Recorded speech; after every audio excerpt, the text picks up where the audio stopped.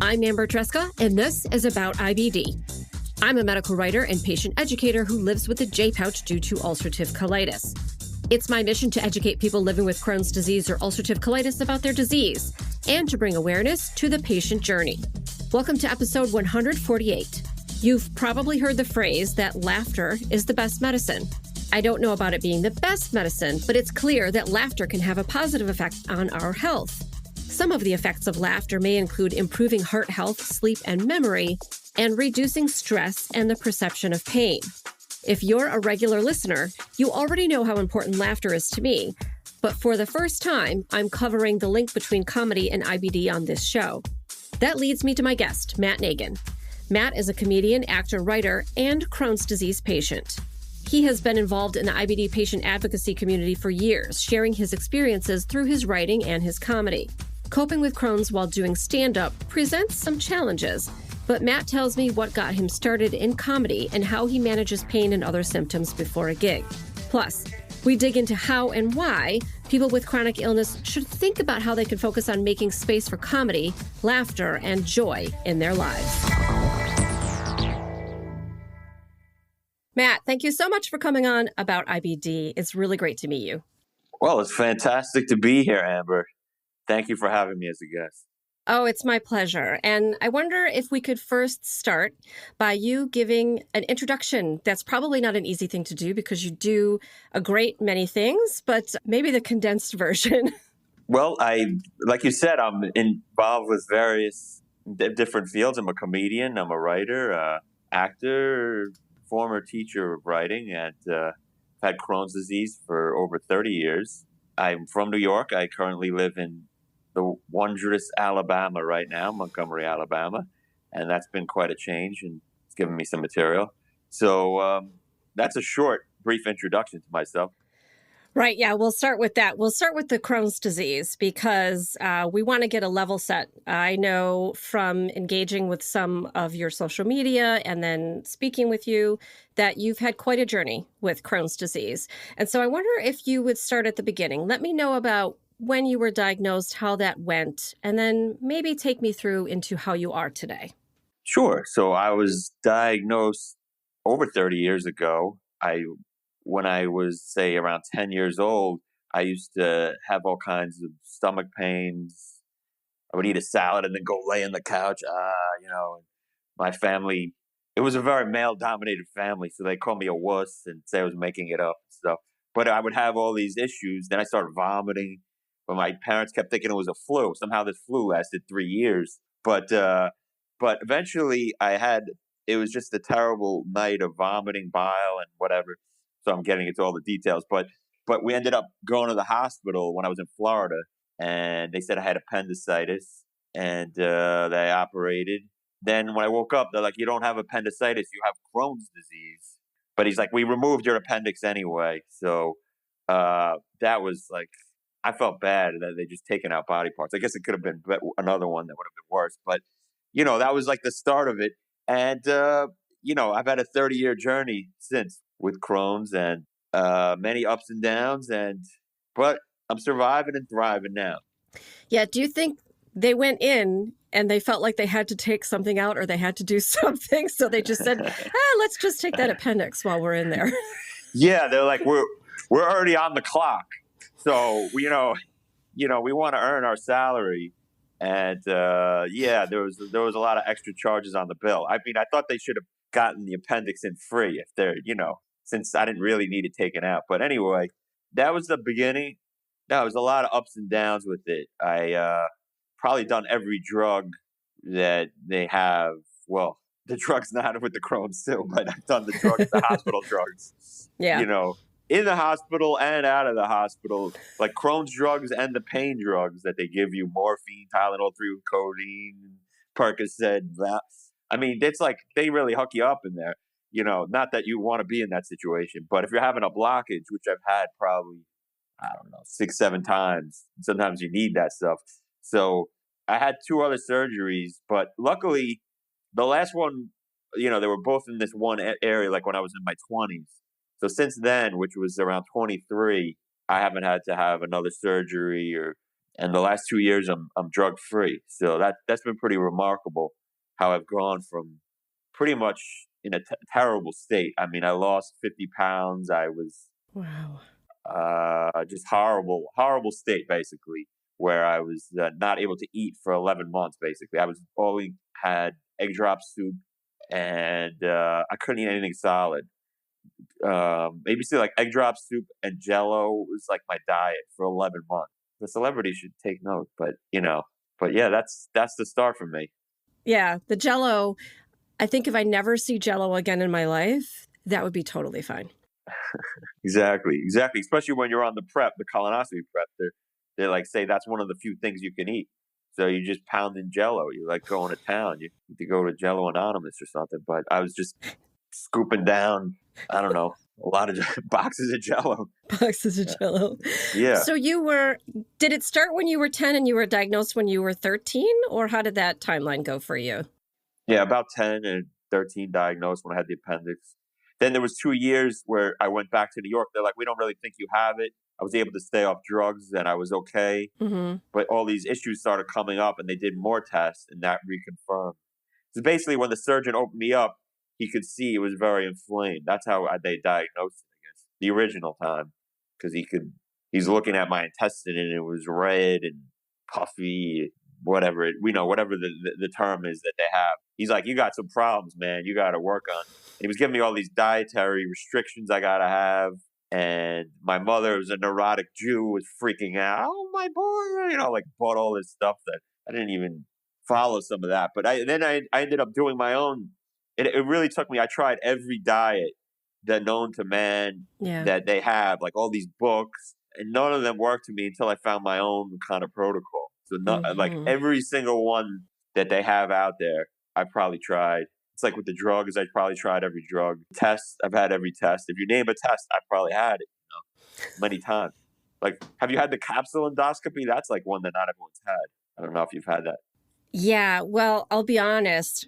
We tried to do the capsule endoscopy and they gave me the patency pill. I don't know if they did that for you as well, because if that capsule gets stuck, then they have to go in and do surgery to remove it. So they gave me the patency pill and the patency pill got stuck. Oh my God. So I've actually never had that test because they can't give that one to me. Oh, wow. Wow. That's crazy. It got stuck. No, mine came right out the back end. I saw it in the toilet. I don't know. No, you don't give it back to them. I can't remember the protocol. No, I think you just let it go for posterity. I think you let it go. Yeah, I think you let it go. That's good. Yeah. Because some of those tests are a little humiliating, like when they make you collect your own feces and then you have to scoop it into the little bottles and then you have to bring it back to the lady who's holding it, and your hands, it's a very weird encounter because I was in an office. She's like, are you done with your stool test? And she's screaming it out and all these people are looking at me because she's screaming about my stool test and how I put it. She's like, you got to put the stool in all the vials. Did you make it in that vial? And it was awkward. But anyway, that's what we go through. But we got to rise up above it and, make the most of our life. That's all what I think is very important, to try to transcend the best you can. It can be very difficult, but try to find positivity or joy in your life in spite of all this madness. Yeah, I agree 100%. And I think you've found that in various ways.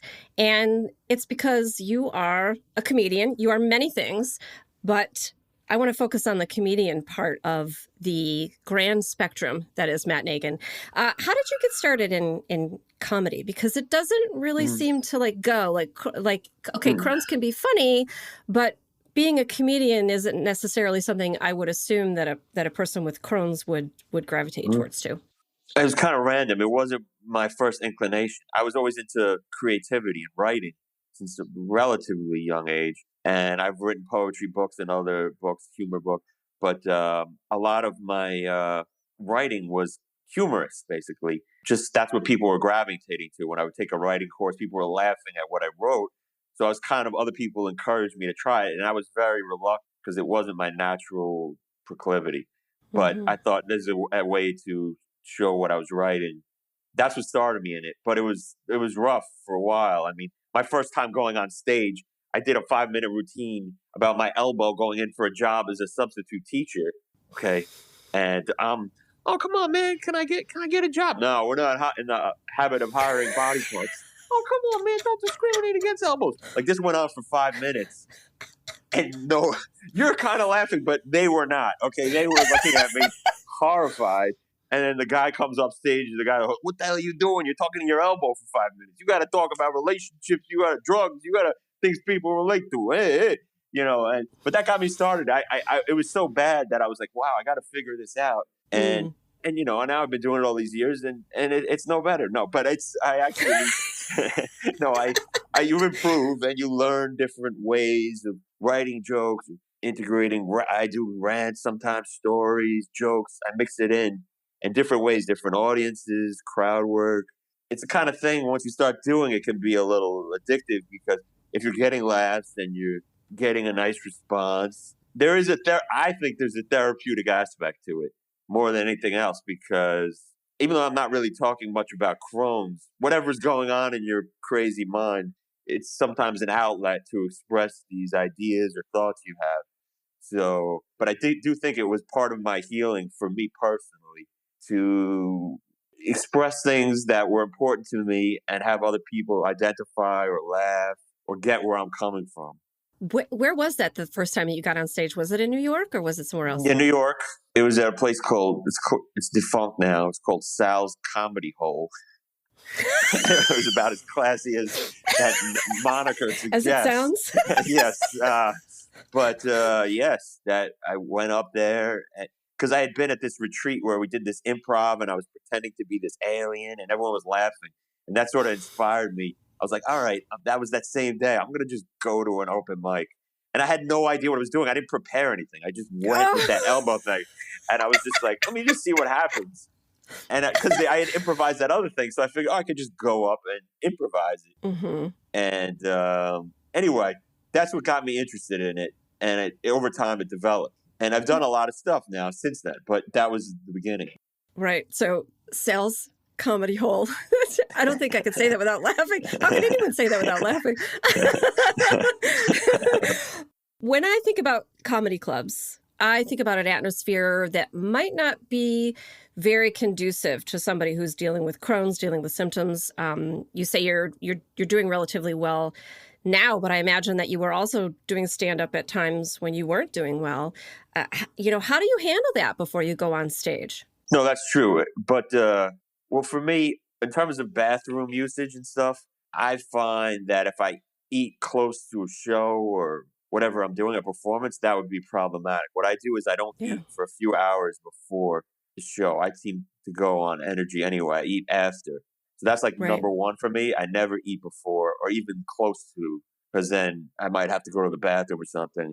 Not that it's never happened, but there's been issues here and there. There's been missed shows, but I try not to miss no matter what, and just kind of ride through it. But there's definitely some nights when you don't feel well, when I have, on and off. Now I'm doing a lot better, but chronic pain. So you could be in pain up there and you've got to muster the energy and be happy and act. I'm not the happiest act, but a little happy. You got to bring people in a little bit. That's the performance aspect. Yeah. And sometimes you don't feel like doing that. Show must go on. What I found is it's an amazing thing. It's hard to explain it better than this, but I found that for general, the symptoms can abate if you need them to abate. I know that sounds weird, but not if you're like having a blockage or there's some crazy thing going on. Obviously, there's exceptions, but for a lot of the cases, they'll either abate or they won't abate, but you'll be so distracted that you'll make the best of it. A good corollary is this book, An Anthropologist on Mars, by this man named Oliver Sacks.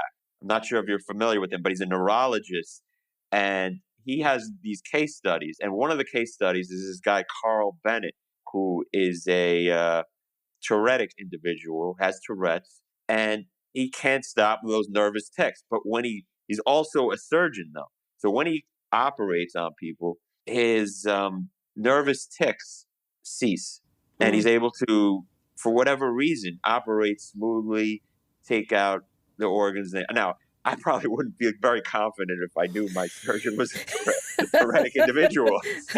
I might have second thoughts, but it works out. He happens to be very skilled, so I'm not shaming his name. But I'm just Mm-hmm. saying that's the kind of thing where with the Crohn's as a corollary, you would think every 5 minutes I'm up there on stage, excuse me, I need a bathroom break. But Yeah. no, I'm able to, all of a sudden, somehow, I'm able to hang out, do my thing, and then run to the bathroom as soon as I get off. So, you know what I'm saying? So I'm able to make it happen. No, I know exactly what you're talking about. And then at least what happens with me, or what I've spoken to some other people about too, is that you're pushing through, acting like you're not in pain, and you might be in pain or have other things going on. And you push through, you get done what needs to get done, and then there's kind of a crash. Do you find that that's what happens sometimes? Definitely, definitely, 100%. No, then there's no question. I'm getting a little older, so energy too. I have to do more things now to maintain the energy, and I try to be, especially on stage, like an energetic act Yeah. to a certain extent. So that's another thing that there's a lot of stuff that goes into it. What I try to do is not focus on it too much and just try to make the best of the parameters that I've been given. It's like you've been given, let's say, you've got a 4, 7, 9 ace. This is not a good poker hand, but I'm going in there and I'm bluffing, and I'm playing like I got a full house here. They don't know that I have this lousy hand. Like this got nothing. But then I just got to work with what I got here, and that's kind of I don't know. Sorry, I bring it back to gambling, but I know. I'm people like, are like, poker what? hand. I'm going to take your word for it. I don't know anything about poker. So I was going to say the podcast is being brought to you by the World Series of Poker. No, that would be weird, but there's a promo. But no, I wish. Can you hook me up? We'll talk later. All right. Okay. After the break, why it's difficult to make Crohn's funny.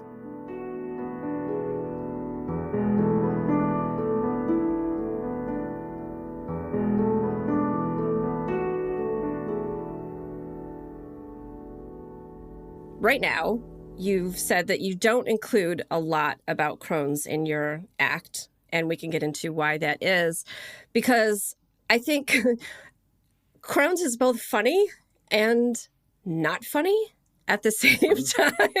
I think it kind of depends on the day. For me, it depends on the day. Sometimes I can see, like Dumb and Dumber, the diarrhea scene, not funny to me. Okay. Right. Bridesmaids, the diarrhea scene, 100% funny to me. Like, I don't know what the difference is there, but that's where I'm coming at it from. Uh-huh. I'm wondering how you incorporate that into how you are thinking about your Crohn's and how you're dealing with that in your everyday life. Well, in terms of the material, I haven't had as much success with that material with a mainstream audience. So it hasn't been prominent, but I would like to do it. I think anything is game for Crohn's. I do have some material, like older material. I could even give you a sample if you want, but the I haven't made that an emphasis just because I have so many other topics. But it's not that I'm close to it being part of my standard act. But I've done Crohn's shows where it's like those audiences totally get it. It's just the average person. There's a little bit of explanation, and there isn't a little bit of. Not everyone gets everything about Crohn's and the commonality. From my perspective, everything is fair game for humor. Robert Klein, who's like had 11 HBO specials, told me when I asked him about that. It's just, if you're going to do a joke that's 9/11 or the Holocaust, it's got to be a better joke. It's not that you shouldn't joke about it, but it's got to be really, because if you do a joke about Beanie Babies or Hello Kitty and people don't laugh, it's no big deal. But you do a joke about 9/11, it's a little more awkward. So that's the rubric I use. I don't think anything should be off. But humor can be very healing to deal with this. And gallows humor, I love. I like that kind of stuff. So yeah, no, that's the only reason. But like, I think I mentioned I did this rap video called Illest MC by my alter ego, Little Cronesy, that we played at the Crohn's and Colitis Foundation event at the Garden City Hotel. And it's on YouTube and whatnot. And that was like a way to channel some of my frustration with Crohn's into a creative kind of comedic thing. So it has, and I've done Crohn's shows. Do you think that you would be okay with being known as the comedian who has Crohn's, or is that something that you think you've tried to avoid? I mean, you did do, is it Little Crohn'sy or Lil Crohn'sy? Little Crohn's, you like little baby, little Louise, that was the whole. I had to have the dollar sign in there because he's gangster, bling bling. Yeah. So yeah, no, I mean, there are other comedians like who are actually household names who have it, like Pete Davidson, and Yes. but I wasn't personally trying to be known as a Crohn's comedian or anything like that, Yeah. but it was such a big part of my life, and I've been involved with the CCFA and other Hmm. charity, and my two of my brothers have it. That for me, I decided just to be open about it. It might hurt my career a little bit, but I'm not sure. Hmm. But it's not like it's I'm playing the Radio City next weekend. But you know what I'm saying. So, Yeah. but Yeah. but but I felt like anyway. For me, it was important to be real about it. I like to live as authentically as possible. This is just part of my life. Fortunately, I'm doing well now. Yeah, so that's where it was. It wasn't like some strategy to do Crohn shows or anything like that. So. Yeah. Did you ever try any Crohn's material in front of a non-IBD Oh, audience? of course, many times. Yeah. That's why I'm saying I've had a harder time getting that across than other stuff Mm. to a non-IBD audience. That's why I haven't. Otherwise, it'd be a bigger part of my act because I find it very. It's just one of those things. It's hard to explain. It might be just my skill on that. Now you're inspiring me. Maybe I'm going to work out some other stuff and try it. But I've had a harder time. It's had a harder time with non-IBD audience. Right. I mean, because on the one hand, everybody poops, right? So everybody understands that experience, and everybody's had diarrhea or worse at least one time in their life, right? Food poisoning, something like that. So I'm just kind of wondering, like, is it the poop thing? Is that, something that you think maybe mainstream audiences have a more difficult time with? Or what did you try? Like, was there something that you tried and that just didn't go over well? A bunch of different material. No, I don't think it's the. I don't think it's that. I mean, that could be a little aspect of it actually, Yeah. but I don't think it's that really. You know what it is? I just think there's a lot of explanation you have to do to get people on board. A lot of people don't even know what Crohn's is. Yeah. Like I could give you a little. Oh, yeah. Hmm. Yeah. So IBD for the average person. I remember I'm in the South. In New York, it's a little different. You say Yeah. Crohn's, people know that. Okay, but down here, for example, which is where I'm doing a lot of stuff, there's a little more explanation, and I like to get to stuff fast. Mm. So it's a little bit harder. One, I find, and now that just might be how my act is or what I've been doing. But I'm not close. Like I said, I would totally do it, and I used to do those Crohn shows, and I had stuff that was clean that it wasn't even. Like, if you want to give you a little sample, what I said, you want to see. So I'd say something like, so I say I have Crohn's disease, and the thing with Crohn's is no one knows what a Crohn is. Like, what's a Crohn? Right? God forbid you get that Lou Gehrig's disease. At least you have instant brand name recognition. You can wear your disease with all the pride of a Hall of Famer, right? And then you got that chronic fatigue syndrome. That's kind of a wussy condition, right? You got the chronic in there. You got the fatigue. Boom, you're done. Go take a nap and call me when they find a cure other than espresso. So that was like the start. And then I go into this whole thing about what Crohn's is. And that was totally clean.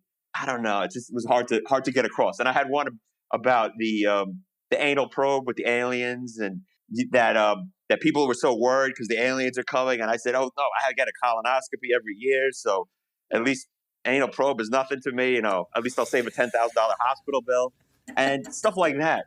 But to a regular audience, it never really, I don't know. I got to work on it maybe. Yeah. Or find the over 45 crowd who's had their screening colonoscopy. Right. And maybe get into more of the fecal matter and all that. I definitely, there's stuff in there that's definitely ripe for humor. It's just not what I focused on for whatever reason. But I think there are comedians that do it. I think it's totally. There's a guy named Ben Marsden Yes. who did a whole show on his Crohn. Mm-hmm. So I think it's totally possible that way. Yeah. I agree with you about how laughter, comedy, so important to all of us. I think it is especially important to people like us who lives with these really stupid chronic complicated diseases. And so I'm wondering if you have any advice for people on how they can include comedy, laughter, joy in their everyday life. Are there small things? Are there big things? Comedy guru, tell us what to do. I'm no guru, but one piece of advice would be a lot of people, there's nothing wrong with watching humor. That can be healing in itself, like watching stand up, watching funny movies. But in addition, I really think keeping a comedic sensibility about your own experiences as they're going on can be really healthy and really good spiritually for you. Like able to look at it from a kind of a wider lens, but try to look back like you're an eagle overlooking the whole scenario and how you fit in with all the other Crohn's patients and this whole medical apparatus and this whole world that we're in. And that's what's great about comedy. I find also, here's the thing about why it's so good. If you can laugh at yourself or find humor, maybe you keep a diary, maybe you're just funny, you're a bit of a cut up with your friends. It's great because a lot of people say like they don't want to hear about your Crohn's, which there is some truth to it. If they don't have it themselves, they probably don't understand it and they might not want to hear it. But if you're able to pepper in a little bit of self-deprecating humor about it, people are a little more open to hearing about it. Because it kind of humanizes the whole thing and it's showing you're not taking yourself too seriously. So that's why I think it's a really good coping mechanism socially and just spiritually for yourself. I think that's really good advice. I probably am very annoying because whenever I'm having a procedure or an exam, all I do is make dumb jokes. I think it probably gets kind of annoying because that's the only way sometimes I know how to cope with it when you have a person, who is looking at your body parts and it's uncomfortable and I just start making jokes, anything that comes to mind, I just start making jokes. Right. And that's great. That's better than, because my grandmother always said, laugh in the world laughs with you, cry and you cry alone. It's actually from a poem. It's not like she came up with it, but it's a great, she lived to 99 and it's great advice. I think if you're able to laugh, you actually, if you're going through a hard time, sometimes it's hard. I understand you can't, but if you're able to find it, you will get more sympathy. It's weird. It's a weird counterintuitive. Yeah. It's like if you cut away from getting sympathy, people will give you sympathy and want to be around you. Whereas the other way, they're just going to be like, a little much. So it's a very useful tool that's underrated. And if you go to the doctor, he's not going to prescribe you 2 tickets to Gotham Comedy Club, but it might have some benefit. Yeah, maybe they should. I don't know. Prescribe us all some Comedy Central or some. They should, when they give you the list of things that you're supposed to do or not do after you get diagnosed, one of those things might be, go watch something funny.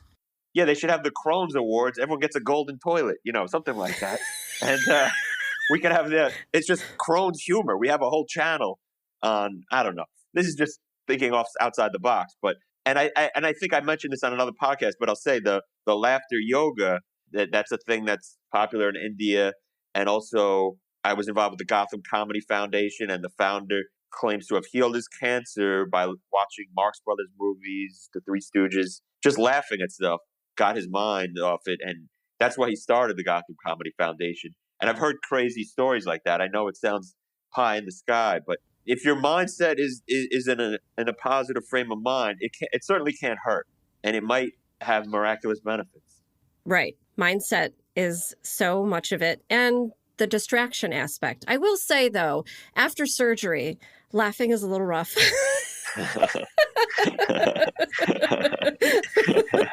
Maybe laughing on the inside versus on the outside. But right, exactly. You're like, please, ow, no more, you're cut off. And but yeah, I understand what you're talking about, because you got that surgery scar and you're like, yeah, so you got to be very careful. But fortunately, my family is not very funny, so I didn't have that problem. Oh my gosh. Well, maybe that's why you went into comedy. It's just, a natural response. There needed to be Right. somebody funny in your family.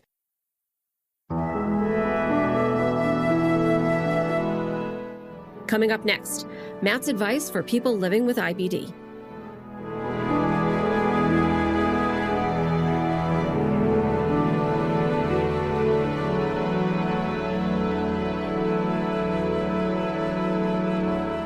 Matt, we've talked a lot about comedy and how that relates to your journey and chronic illness. Do you have any general advice for people who live with an IBD? Well, for me, there is a certain level of control that we have. A lot of people think this is their fate and that there's nothing they can do. They just have to listen to the doctor, and it feels very hopeless. I try to come from a point of that take steps that you can control and try to empower yourself, to give yourself a little bit of agency.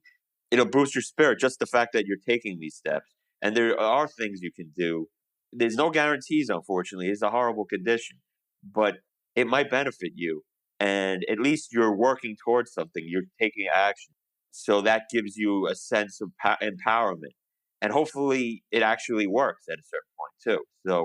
So I think that's the way to approach it, and you can do that while still following your doctor's protocols.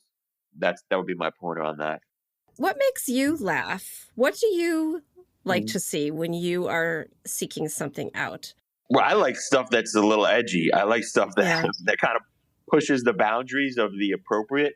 So that's probably my favorite. But I enjoy all kinds of humor. I do enjoy like the clean humor, like a Brian Regan or something too. So I'm very open minded with it. I kind of one of those people. I'm always studying different comedians or different types Mm-hmm. of comedy, going back, writing to going Voltaire and all the Swift. I'm one of those people that thinks there's many ways up the mountain, and I kind of gravitate towards all of it. That's why people like watching different specials, because everyone has a little bit of a different vibe, a different personality, different attitude, experiences. So, it constantly changes. But someone like, if you go back classically, someone like Don Rickles was one of my favorite comedians, and I know now he's with all those scandals has had some issues. But Woody Allen was probably what got me into comedy, because he was like such a inspiration to me. And I've always loved his movies and whatnot. So we won't get into the other side of it, but but but I just at his pure creativity. I mean, I've always thought he was one of the funniest out there. And Matt, you have quite a corpus behind you. But I want everybody to be able to find you and to find Lil Crohnzy. Can you tell me what are the places that people can engage with your content online? right. So at all the social media, I'm at the Nagin, please, Nagin, please. And also, I have a website, mattnagin.com. I got my calendar of upcoming shows on there. Right now, I'm in the South. I do go back to New York area and other areas. Oh, I'd love if you check out my social media. And the Crohn's rap might be right up your alley. And I have some stand-up Crohn's clips up there that you can check out. And that's pretty much it. I really appreciate you having me on here today, Amber. Oh, I really am just overjoyed to meet you. Laughter and comedy is just so important to our lives. And as adults, I think sometimes people lose that. They lose that wonder and that joy and that ease of laughter that children have. And so I think we have to work at keeping that in our lives and bringing it back to ourselves. So I appreciate all that you do to make us laugh, to make me laugh many times during just this half an hour. And I will put all of your information in the show notes so that people can find you. And best of luck with everything going forward. Best of luck with being in the South. Yes, as a New Yorker. I need it, because last night I was performing for 3 pigs and 2 chickens. So, this is when a rooster heckles you, it's rough. But I appreciate that. And there's not a lot of Jews down here, only Jews for Jesus. So I appreciate any love I can get from your audience, or check me out online. And I may hope to do a comedy, YouTube special. And a lot of it, my material now is about being sort of the outsider down here in Alabama. So if you're into that topic, you can check out some of that too when that comes out. But thank you so much for having me on. I really enjoyed it, and I like talking with you, and hopefully this gets them a different little perspective on how to look at Crohn's and how to cope with it.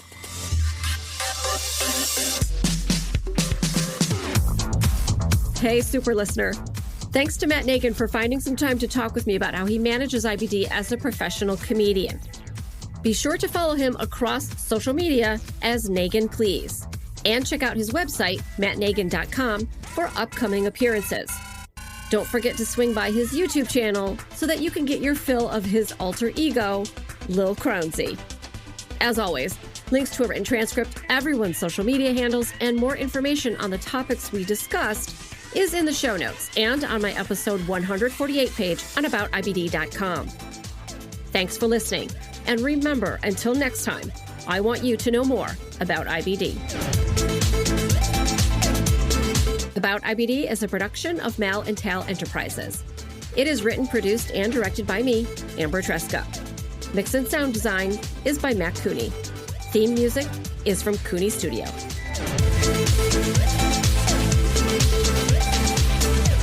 Procrastination, which I'm guilty of as well. I'm a writer. That's all I do. Like if I have a deadline, my house is really clean.